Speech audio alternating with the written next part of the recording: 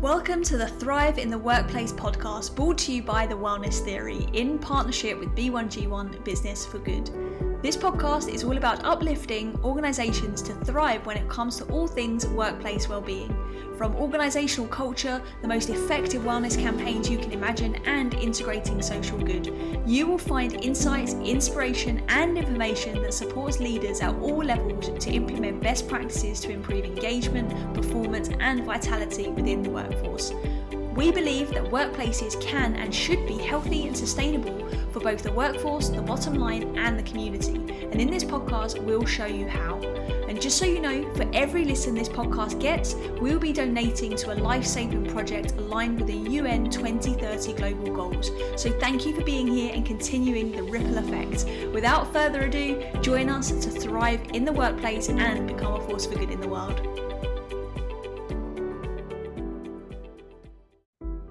Welcome to today's show. I'm your host, Charlotte Stebbing-Mills, and today's guest is Dr. Louise Lambert, who is not only a registered psychologist, but is also Director of Programming and Policy with happinessmatters.org and the editor of the Middle East Journal of Positive Psychology. She has lived in the UAE for 10 years and is currently the leading expert in the delivery of happiness programs across the GCC. Welcome to the show, Dr. Louise. How are you? I'm great. Thanks so much for having me. You're most welcome. This is going to be a super interesting topic, I think. So we're going to be unpacking all things positive psychology, what that's all about, what it means, what it actually means practically. And before we do... So sit down, everybody. Exactly. Get your popcorn ready. Let's jump right in with our listeners getting to know a bit about you, because obviously I've just introduced you with a bit of your professional experience, but I would love to dive into, who are you behind all of your professional accolades? Oh, goodness. Well, first off, I'm Canadian. I don't know if that is descriptive or not. So we tend to apologize for everything. But, it's funny. I never really thought much about my Canadianness until I came to this part of the world where I kind of realized, oh, we do things a little differently. And it really kind of got me thinking about why I do the things I do and how that might be a challenge in certain contexts like work, but also how it might be an advantage. So the fact that we've got, Justin Trudeau with his hot socks and and lots of colorful characters. We also have this notion of equality and respectful engagement and value and importance on being heard. And these are things that mean a lot to me. And so I've taken a lot of that into my work, but I try to do that in my personal life as well. And I play tennis. Love it. We could do a whole episode just talking about tennis, but we won't for today. Exactly. I'm not very good anyway, so it's all about the fun, right? Exactly. And the winning every now and again. Yep. For sure. Positive psychology. How have you ended up being the leading authority on this topic? I think I was just first in line. That's it. I mean, there's a lot of people doing really great work in the area. But how I started, it was one of my areas in Canada. So I did clinical work before doing any of this. And I worked with people who were depressed for a long time. And I did the standard cognitive behavioral therapy, which is, restructuring thoughts that we consider dysfunctional, and that works. It does. There's efficacy for evidence for that. And then I was doing my doctorate at the same time and ran across this class, which I thought would be like super easy. And I'm like, yeah, I need an easy A. And it was positive psych. And I thought, oh, that's kind of like basket weaving, and it really opened my eyes. Suddenly I was like, wow, this is what I thought psychology was going to be all about. And it's really this notion of the heights that humans can reach and what it means to live a meaningful life and to be joyful, and how do we make that happen. So that was really important to me. So in that context of working with depressed clients and patients, I thought, you know what, let's try a positive group or positive psychology group. So really happiness group. And this is where Happiness 101 was born. So I developed a program for our patients. We worked in mental health, and it was the first time that these patients did not come back to us. So I thought that was quite powerful. And the feedback I got in that group, so some were like, wow, this is what I have been waiting for you guys to teach us in terms of how to be happy, not only how not to be depressed. And then other patients were really quite angry and said, you know what? I've been coming to see you for years and years and years. And all you ever do is ask me, how do I think? How do I feel about that? And we reevaluate old stories and we talk about the same thing over and over again. And I always feel the same. And now, ta-da, in 6 weeks, you give me these happy clappy tools, how to be grateful, how to be joyful, how to live an amazing life. And that's all it took was 6 weeks. So I've been wasting a lot of time and a lot of years. And I thought, oh my gosh, yeah, we focus so much on the negative that we're actually not teaching people the tools for the positive. So that was a really big eye opener. And I am going to answer your question. I realize I'm taking a long detour. So I packaged that program, roll that out into a book. So it's, my hair is awful on the back of this book. You'll find it on Amazon or wherever it is now. But it's really that original Happiness 101 book. I moved back to the UAE and I really just thought, all right, things, psychology can do better and we can do things differently. So not only was I doing a lot of those Happiness 101 groups, but also I thought I was doing a lot of research at the time and trying to get things published in positive psychology. And if you know anything about research, journals are quite elitist, actually. And so they would respond and say, actually, your research is of no interest. Like I actually got that written in those exact words, is of no interest to an international audience. And I thought, well, surprise, surprise, your stuff is of no interest to us either because it doesn't fit here. And I thought, somebody needs to open an academic journal in this part of the world. And then somebody needs to, the old somebody needs to, and it never occurred to me, well, then, quit your whining and just do it. So I did it. And that was kind of the beginning. So the Middle East Journal of Positive Psychology was born, and I continued to do my own research on the side, but really that's how this idea of happiness and well-being, but from a scientific perspective, really took root in the UAE, but also across the Middle East and other GCC countries. And here we are 12 years later. Amazing. Yeah, that's a really long answer. I'm sorry, I talk a lot. Yeah, your work is creating really wonderful ripple effects throughout the region, and I think it's essential that you were that somebody at that time, right? Because I'm sure there was lots of other people thinking, I wish, or I hope somebody does it, and they actually never did. And Exactly where we would be if nobody did, right? So you're really like leading the charge and pioneering this, which is amazing. I want to touch on one of the things that you said about positive psychology. In your mind, it was like easy A, it's going to be like an easy subject. And let's unpack what is positive psychology, because it can sound very fluffy to some people. It yeah can be perceived as just positive thinking and suddenly life's going to be wonderful. the secret. Yeah, exactly. So positive psychology has two words, and people get stuck on the first and they overlook the second. So positive psychology is a branch of psychology, the exact same as, forensic psychology, clinical psychology, behavioral psychology, educational psychology. It's just a branch of. And so why that's important, psychology as a whole, irrespective of which domain you're looking at, we follow the scientific method. So if there's no evidence for something, we don't do it. And unfortunately, the word positive has really misled people. So people focus on the positive and they're like, oh, well, I get it. Be positive. Actually, no, because we know if you're just trying to be positive all day long, that will make you more miserable and more unhappy. And it doesn't work anyways. So forcing yourself to feel something you don't is not necessarily the answer, but it's just to say that positive doesn't refer to positivity. It refers to the other half of human experience. So in psychology, generally, we have focused for a very clear historical reason.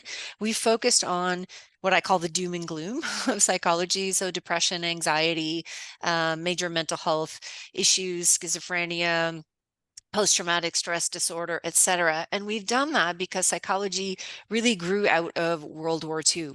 That's where all these treatments started, because people were suffering. And that bias towards the negative has served us well. We have lots of great treatments for depression, anxiety, and the like, but we kind of got stuck there. And positive psychology is like, hey, hi, we were also supposed to do the other half. We just kind of got delayed.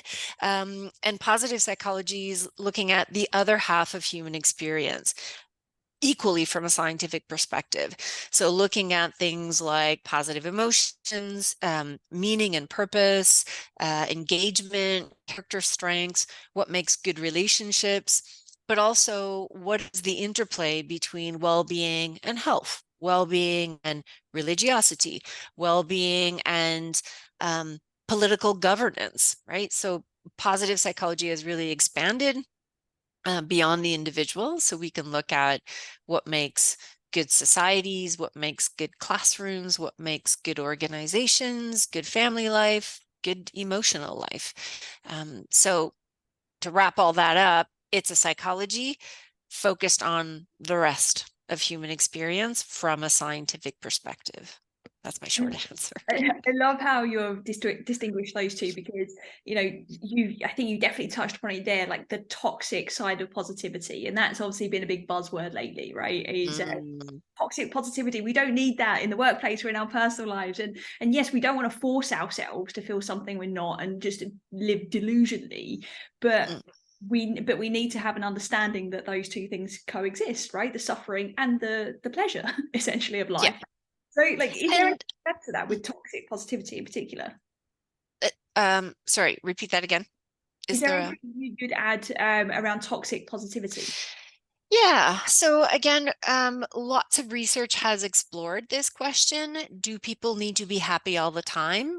No. And if you are happy all the time, you probably have a mental illness, because that's not normal either. That means you're manic and you're not connected to reality. Now, at the same time, what we are looking for is for people to be in a chronic state of happiness.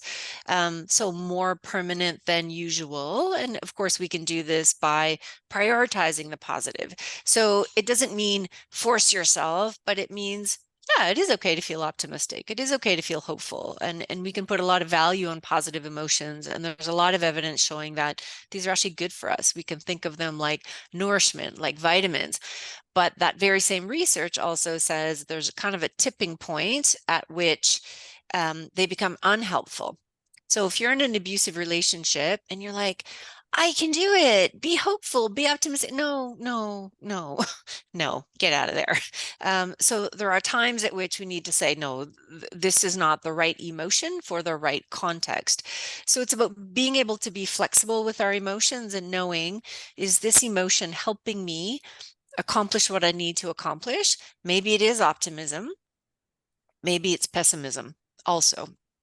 And so, a lot of the research around emotion regulation is exactly that, figuring out how to upregulate, how to downregulate, focus on which emotion, again, is more successful. The other thing we know from this idea of toxic positivity is that people who force themselves to be happy all the time, that backfires spectacularly. And our social media doesn't help. Right? We kind of like, be positive, be happy. And I'm like, just do you. Okay. If it's a Netflix and ice cream day, then that's okay. Because this pressure to be happy, this pressure to display happiness is a lot of pressure.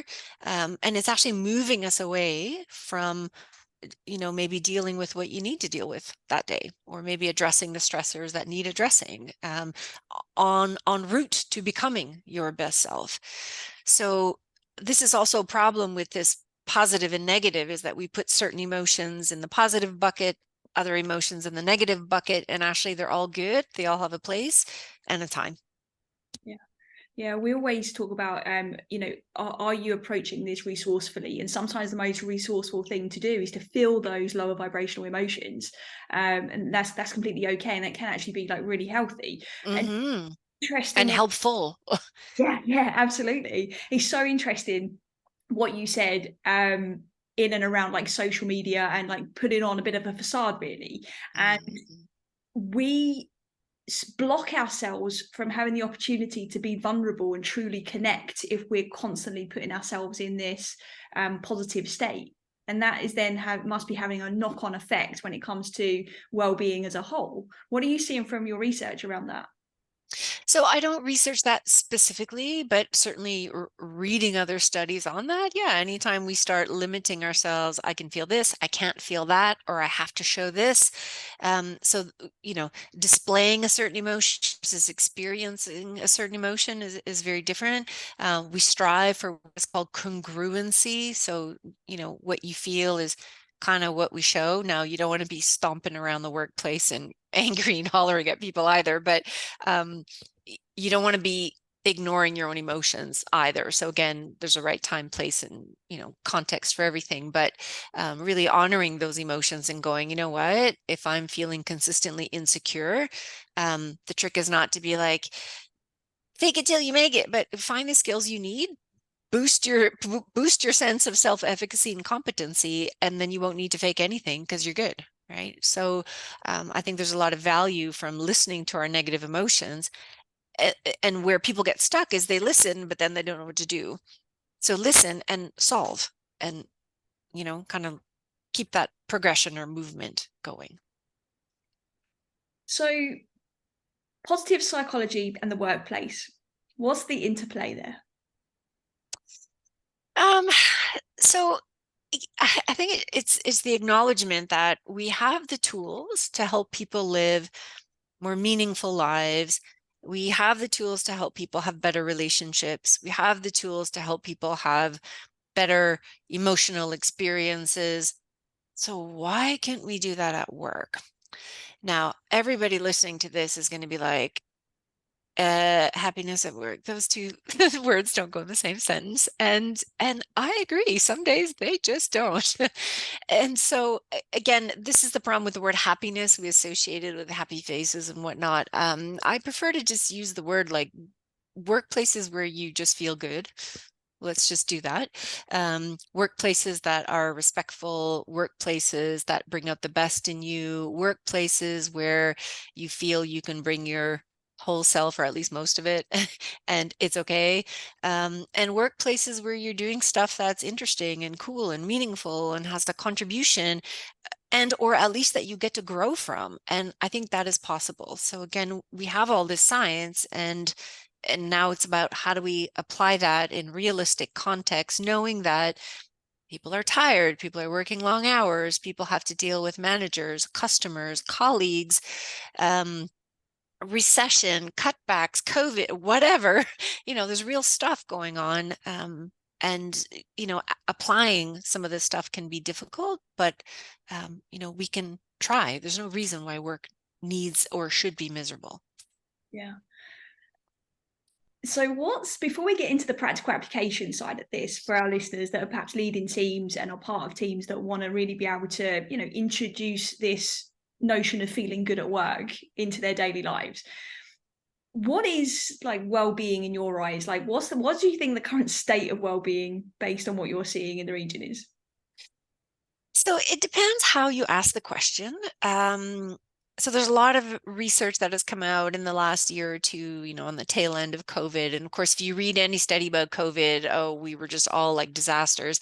I'm not so certain about that. I know a lot of people, myself included, that I was like, woohoo, I love this. Can we do this forever? So for some people, it was really great. Others, not so much. But now, certainly what we're seeing is that I think a lot of organizations are trying to catch up, and Dubai, UAE, is on fire like usual, right? Suddenly it's like, woohoo, the whole world is here, business is up, like things are moving, and they're moving very quickly. And that's great from a productivity, financial perspective, but it also means the risk of burning out and really tiring out people is high. So a couple of recent reports that have been put out by Cigna Insurance. So if you just go to their website, you'll find it. Another one by PwC, another one by a well-being app out of Saudi, Tahun. McKinsey has also put out a report recently this year. I think all of those have pretty much said the same message, that the UAE has one of the highest quit rates, which could be good or bad when you look at it. It also has some of the highest burnout, depression, and anxiety rates above global averages. Now, is that just a function of people finally giving voice to that experience, maybe more than before? Maybe, I don't know. But anyway, we know that, there's a problem. Okay. At the same time, I'm a big believer, and I don't like this trend of everything becoming a mental health issue. I feel like we put a lot of responsibility on individuals, and I'd like to see more responsibility put on workplaces. These are systemic issues. So people don't get hired depressed, angry, burnt out. They become that way.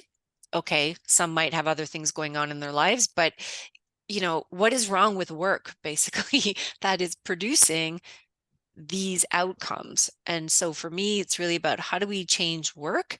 How do we change the relationships we have at work? How do we change the meaning of work?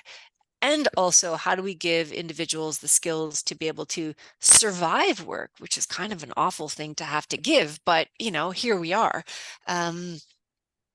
And yeah, here we are. So I guess your next question is going to be, what do we do? But yeah, definitely. What do we do? But I mean, one of the things that we spoke about before we came on to this call today was around the notion of leading with well-being in mind.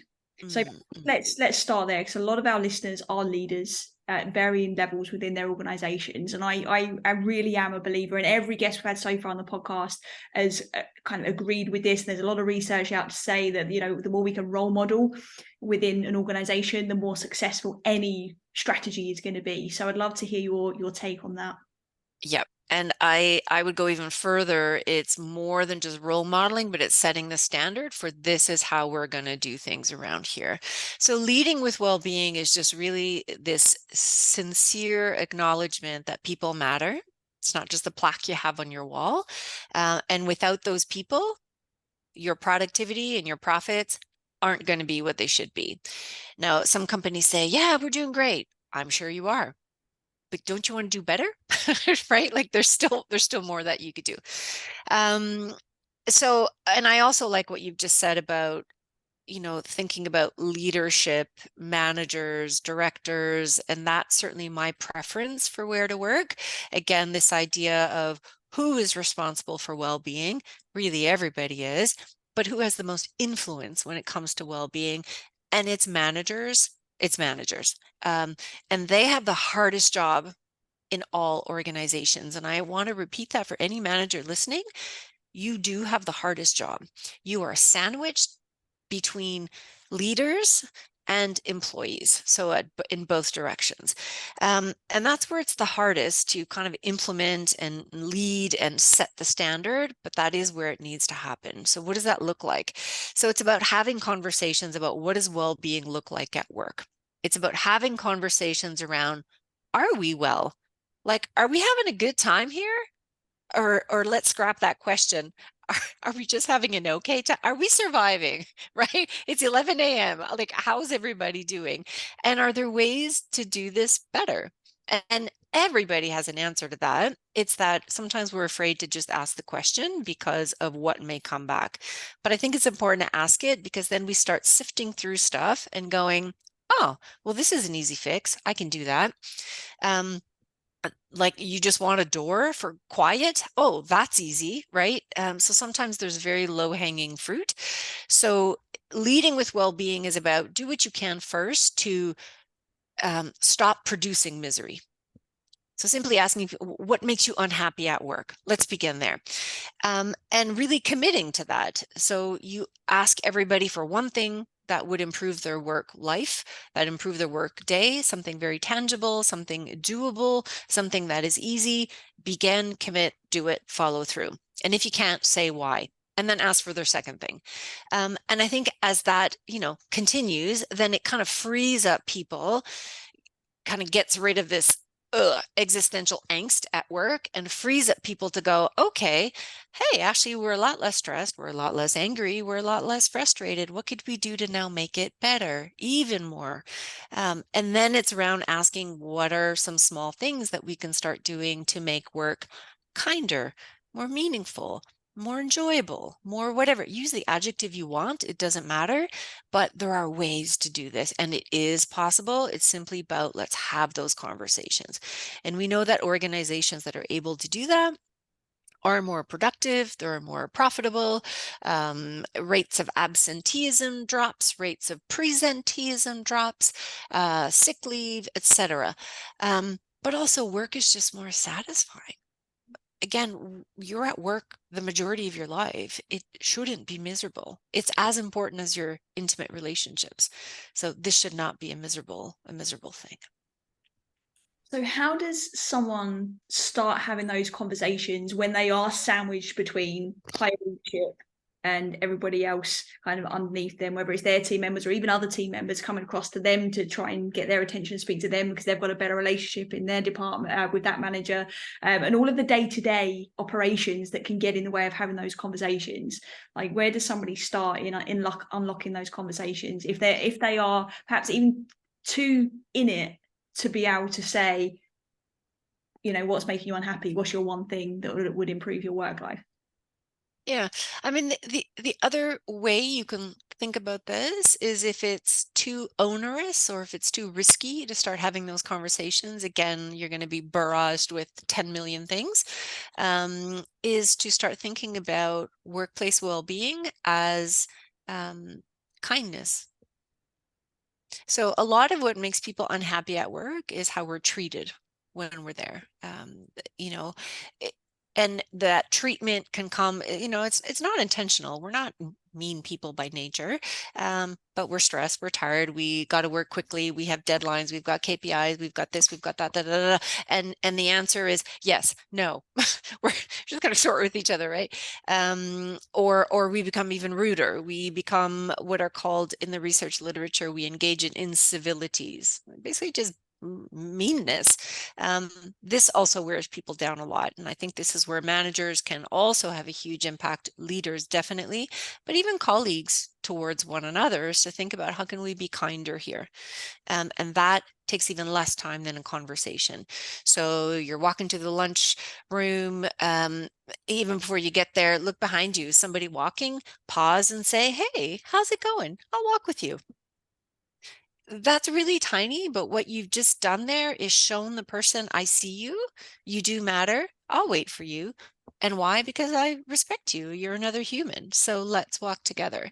And it's, the other thing that is coming out in the research is that, we've not really thought to ask this question. We ask about depression, anxiety, burnout. We need to be asking about loneliness. Work is this hugely lonely experience. I mean, a lot of people are crying in the toilets. Like, that's awful. So, and why is this important? When people feel like they belong, they're seen, when somebody notices if they're not there that day, somebody pauses to say, hey, come with me, we can withstand stress. We can withstand pressure. We don't actually mind working a little harder, staying a little bit later, because, okay, at least somebody appreciates it. Somebody sees it. It's worthwhile. There's a reason for me to do this. And we need to be giving those reasons, and being able to see people is one of the ways that we can do that. So belonging is a reason.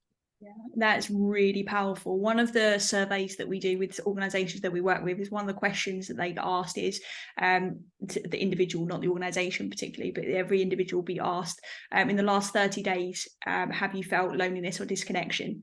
And the last survey that we did, and it's the highest one we've seen, 92% of employees, yes. The lowest one we've had is 71%.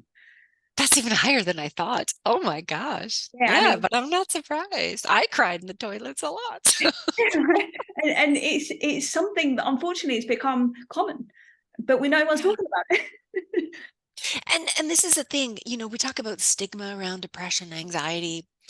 Yes, that exists. I actually think there's more stigma around loneliness because it implies nobody wants to be your friend. It's even more embarrassing, right? So I think that's kind of like the last frontier. Like, work is lonely and it's crazy. We're in a building with 900 people and yet we all feel alone. Like, that's insane. And it Kind, doesn't need to be that way. yeah, and kindness is a brilliant first step towards that as well. What would you say to the person that perhaps is the one in the toilets crying? So we've said the managers, let's be kind. Obviously, lonely people can be kind too, and that will open the door. But is there anything else you would say to anybody listening to this that perhaps is listening in the toilet crying right now? Well, first of all, look to the next stall because you're probably not alone. So I think part of what is happening, and I'm going to answer this question the long roundabout way again, is that people are kind of taking a step back and going, okay, look, every place pays, but what kind of organization do I want to work in? And this gets at, the UAE being the highest quitting nation. And I think in a way that's a good thing. So people are making different decisions around, how do I want to feel on a daily basis? How do I want to be treated?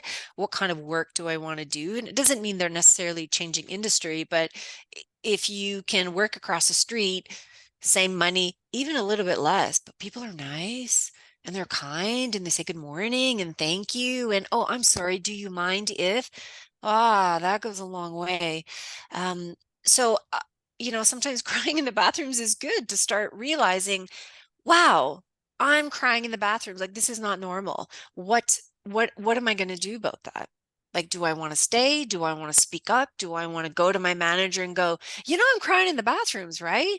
Like, we need to make this explicit and to start having this dialogue because we're losing a lot of people. People are quitting, but more than that is organizations are losing the very talent they're paying for.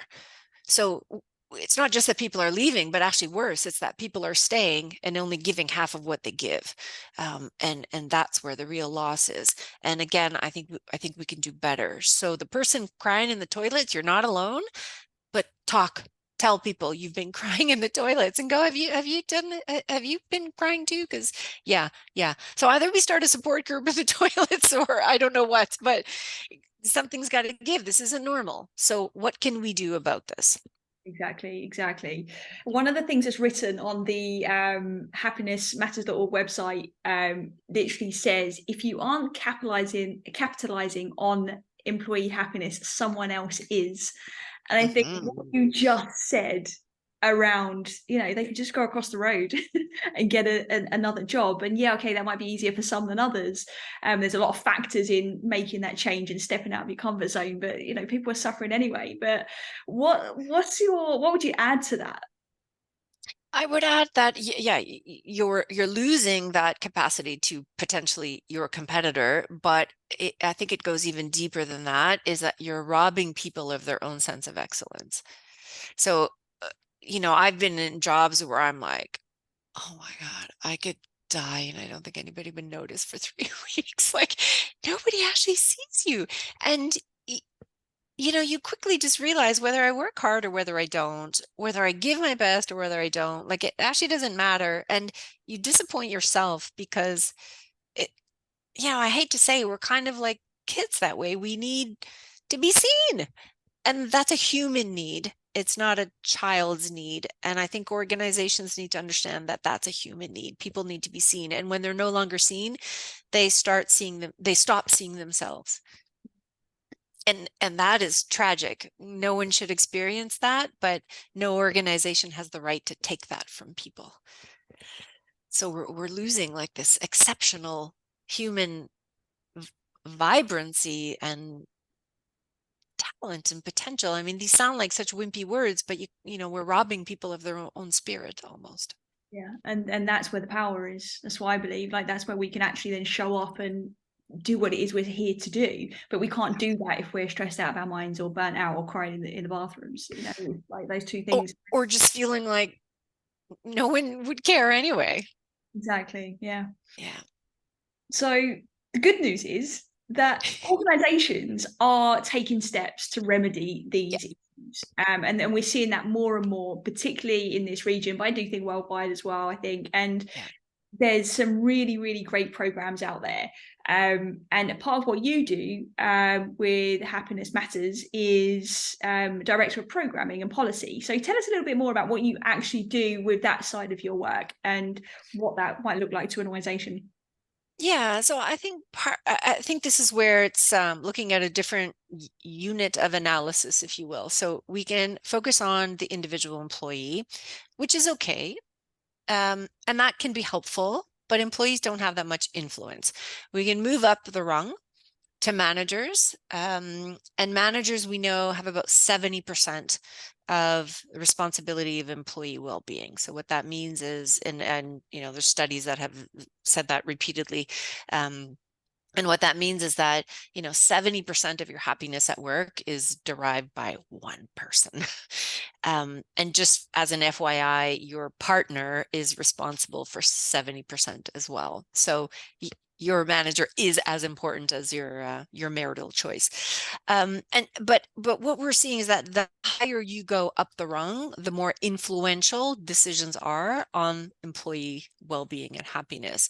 So what this means is that tiny changes in interactions. So we think about managers, a lot of the work I do with them is teaching them how to develop what we call high quality connections. So how to respectfully engage with people, how to take an interest, how to signal presence. I mean, all of this stuff that we know builds good relationships.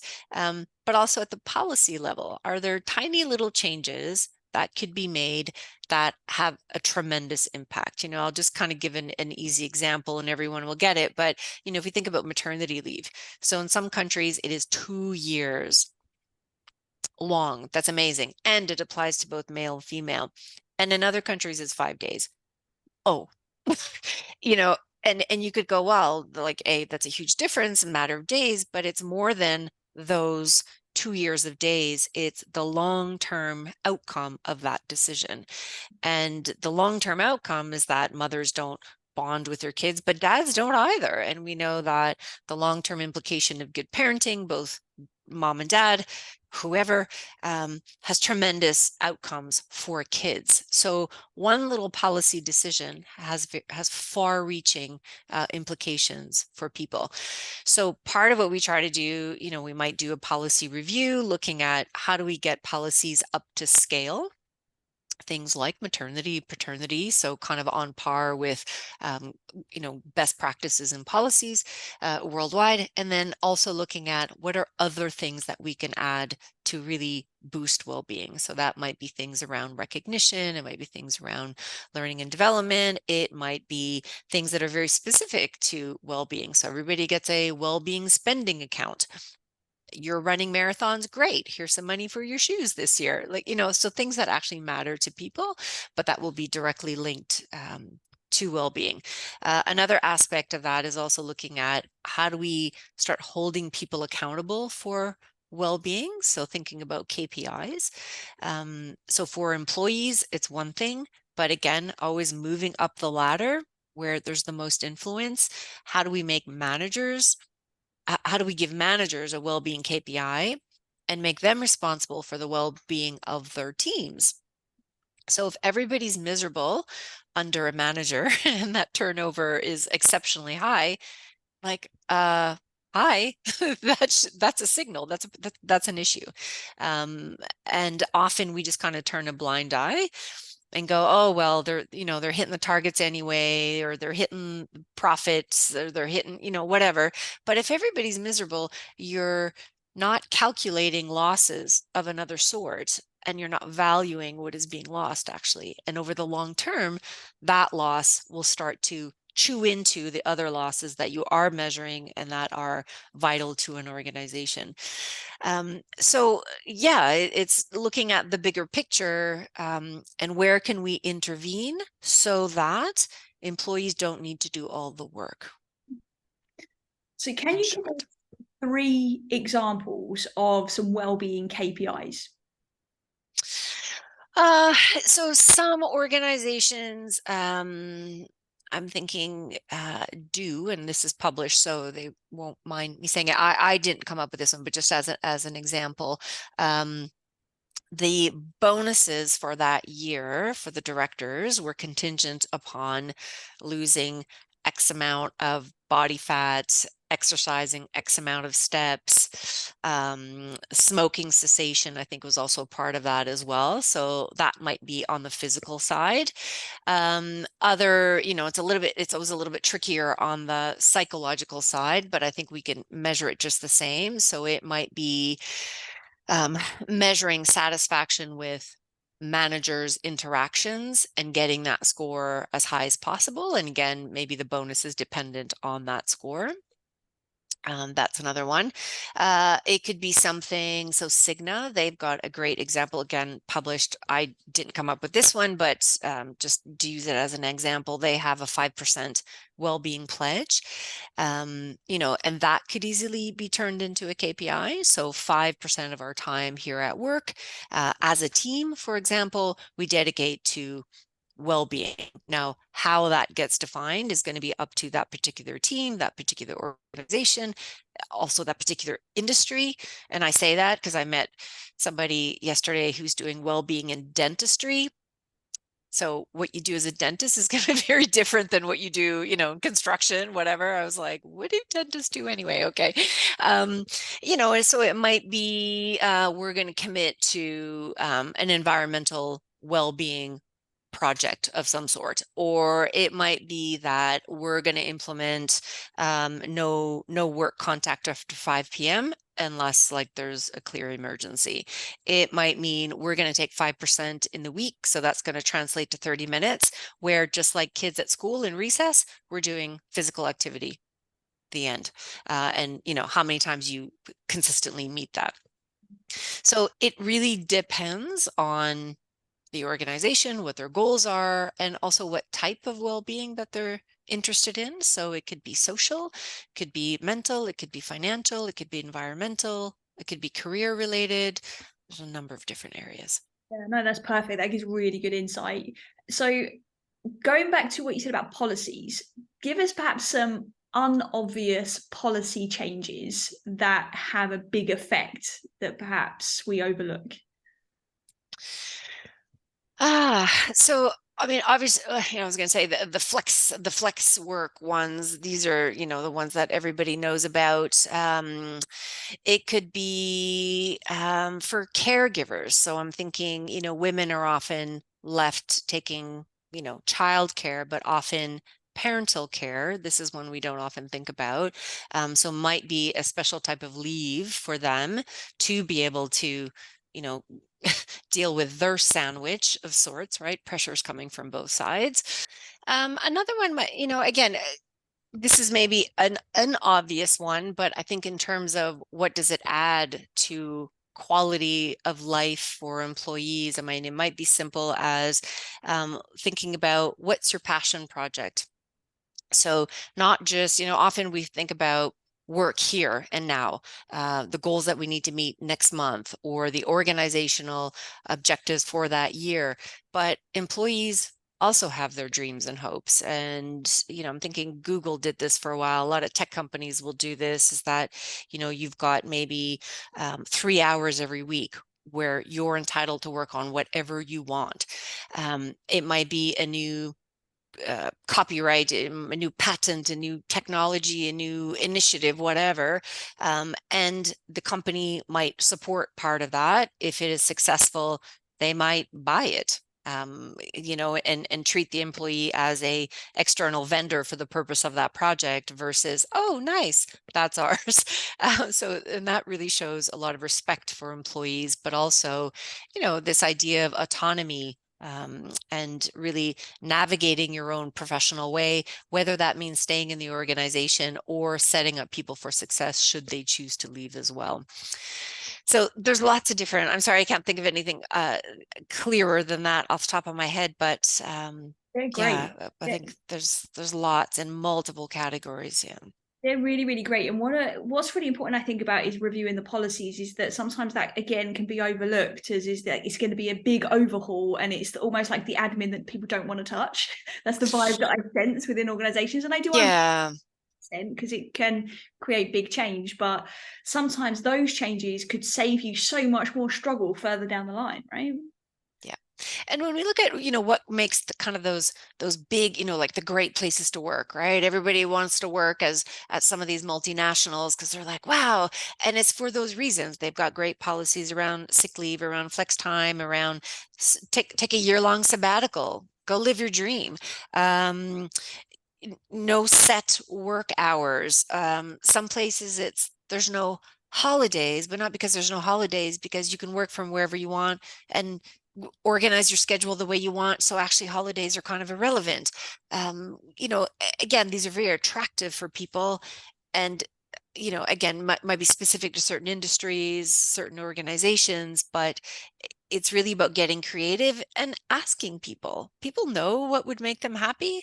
And often the best ideas come from them because everybody has sat there thinking about, wouldn't it be cool if that's the idea we need?